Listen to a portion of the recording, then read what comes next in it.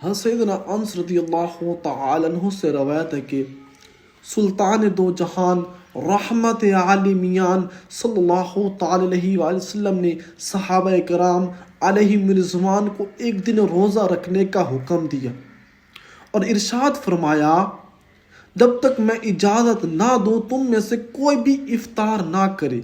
لوگوں نے روزہ رکھا۔ جب شام ہوئی تو صحابہ کرام علیہم رضوان ایک ایک کر کے حاضر خدمت بابرکت ہو کر عرض گزار ہوتے رہے، یا رسول اللہ میں روزے سے رہا، اب مجھے اجازت دیجیے تاکہ میں روزہ کھول دوں۔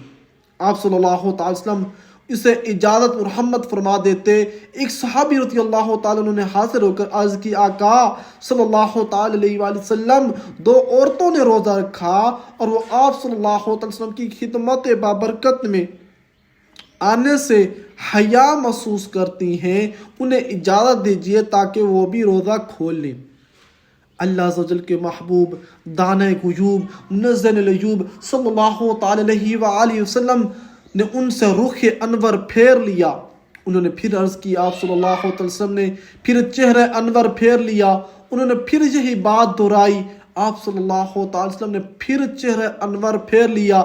وہ پھر یہی بات دہرانے لگے۔ آپ صلی اللہ علیہ وسلم نے پھر رخ انور پھیر کیسے جمع ہوا خون نکلا۔ تو ان صحابی رضی اللہ تعالیٰ نے آپ صلی اللہ علیہ وسلم کی خدمت و برکت میں واپس حاضر ہو کر صورتحال عرض کی تو مدنی آقا صلی اللہ علیہ وسلم نے ارشاد فرمایا، اس ذات کی قسم جس کے قبضہ قدرت میں میری جان ہے، اگر یہ ان کے پیٹوں میں باقی رہتا تو ان دونوں کو آگ کھاتی، کیونکہ انہوں نے غیبت کی تھی۔ تو میٹھے میٹھے اسلامی بھائیوں، اس حکایت سے روز روشن کتنا واضح ہوا کہ اللہ عز و جل کی عطا سے ہمارے میٹھے آقا مکی مدنی مصطفیٰ صلی اللہ علیہ وسلم کو علم غیب حاصل ہے، اور آپ صلی اللہ علیہ وسلم کو اپنے غلاموں کی تمام معاملات معلوم ہو جاتی ہیں۔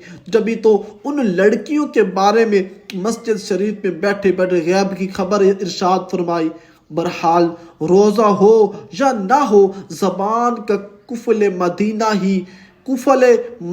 ہی بھلا، ورنہ یہ ایسے گل کھلاتی کہ توبہ۔ تو میٹھے میٹھے اسلامی بھائیوں، اگر ہم روزے کے ساتھ بھی کسی کی غیبت کریں اور چاہے روزہ نہ بھی ہو پھر بھی غیبت کریں تو یہ بہت بڑا گناہ ہے۔ اسے آج ہی توبہ کر لیجئے۔ اب اس چیز سے پکی توبہ کریں کہ آئندہ کبھی بھی غیبت نہ کریں گے، کیونکہ غیبت کرنے والا